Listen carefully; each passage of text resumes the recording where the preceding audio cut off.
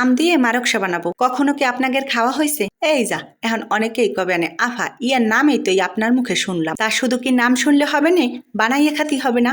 পাকা একটা আম নিলাম, উপর থেকে তেমন একটা পাকা দেখা যায় নাই, কিন্তু কাটার পরে যা ফাইন একটা কালার দেখা গেছে, ইয়া কলম রূপে গুণে 100-তে 100। এই যে আপনাদের মারকসা দেখাবো, ইয়া কলম শিশুকালে খাইছিলাম, আমাদের প্রাইমারির সামনে এক দাদি নিয়ে বসতো। দাদির কিন্তু বয়স একেলেই বেশি ছিল না, ভালোই হাঁটা চলাফেরা করতে পারতো, কিন্তু পেটের দায়ে ইয়া বিক্রি করতো। আর তখন মানুষ খুব ভালো চোখে দেখতো না যে বিটি মানুষ কিছু করবে। পেটের মধ্যে যদি ক্ষুধা থাকে তালি পরে মনে হয় মানুষের কথাগুলোও হজম হয়ে যায়। কত মানুষ যে কত কিছু বলতো, তারপরেও কিন্তু বানানি আর বিক্রি করা কোনোটাই বন্ধ করে নাই। তার একটা ছেলে ছিল একেলেই ভালো না, আইসে একদিন লাথি মেরে সব ফালাই দিছে আর বলতেছে তোরা সব টোকাইয়ে নিয়ে যা। আসলে কেমন করা ঠিক হয়েছে?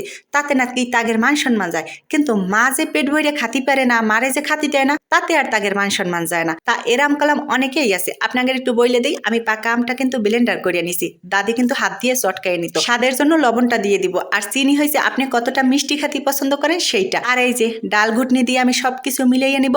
ইয়াও কালাম আমি দাদির কাছ থেকে শিখছি। অনেক বয়স্ক মানুষ আছিল তো হাত দিয়ে হয়তো বা করতে কষ্ট হতো, তাই এরকম ঘটনা দিয়ে ঘুইটে নিত। আমিও তার মতো করতেছি, দেখলাম তাড়াতাড়ি হয়ে যায়। আসলে এই সহজ এই ডাল ঘুটনি দিয়ে সবকিছু মিলানো। আমি গেলাম এই জায়গায় দুধ দিয়ে দিলাম, গুঁড়া দুধ দিছি। আগের সময় তো আর গুঁড়া দুধ আসছিল না, সে নাকি লিকুইড দুধ দিত।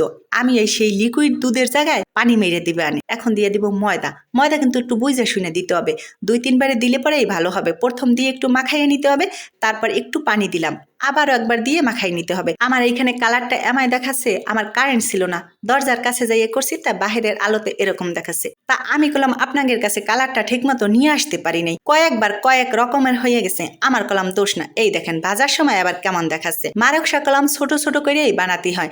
দাদি বিক্রি করতো দেখা আরো ছোট করে বানাতো, 1 পিস 2 টাকা করে বিক্রি করতো। তা আমিও তার মতো ছোট্ট করে বানাতে আসি। এই যা, আপনারা আবার ভাইবেন না যে আমি বেচা বিক্রির জন্য বানাচ্ছি। আপনাদের কি মনে হয় ইয়ার ঘেরান আমার বাসার ভিতরেই আছে, অন্যের বাসায় দৌড়িয়ে গেছে না? আমের আর গুঁড়ো দুধের ফ্লেভার সারা বাড়ি ছড়াইয়ে গেছে। তা তাগের যদি একটু দৌড়েই যাইয়ে না দিয়ে আসি, তা কবে আনে ওই বেটি একা একা বানাইয়ে সব খাচ্ছে, আমাদের কিছুই দেয় না। তা ভাবলাম আজকে ছোট করে বানাই, তাগের কিছু দিয়ে আসবো। আনে বর্তমান বাজার বুঝে নেই তো সব কিছুর কত দাম, আমার কি পোষাবে যদি বড় বড় করে এক একটা বানাই? আপনারা চালি পরে আরেকটু বড় বানাতে পারেন, কিন্তু মারকসা তো ইয়া একটু ছোট বানালেই ভালো হয়, কারণ নামের সাথে কামের তো মিল থাকতে হবে। যার যা নাম তারে তো তার মতোই সাজাতে হবে। ইয়া ভাজার সময় কিন্তু চুলার আঁচ একেলেই কমাই দিতে হবে, কারণ ইয়ার ভিতরে গুঁড়া দুধ দেওয়া আছে। যদি চুলার জাল ধাপ করে বাড়াইয়ে দাও, তাহলে কিন্তু উপর থেকে পুড়ে যাবে আর ভিতর থেকে কাঁচা থাইকে যাবে। তা চুলার আঁচ কমাইয়ে ভাইজে খাইয়ে একদিন দেখো, সত্যিই কিন্তু অনেক মজার লাগে। তবে ছোট ছোট বানালেই ভালো হবে না। কাম থাকতে থাকতে আরাম করে কিন্তু একদিন আমের মারকসা বানাইয়ে খাইয়েন। আজকে কিন্তু আমি গেলাম, সবাইকে অনেক ধন্যবাদ, আল্লাহ হাফেজ।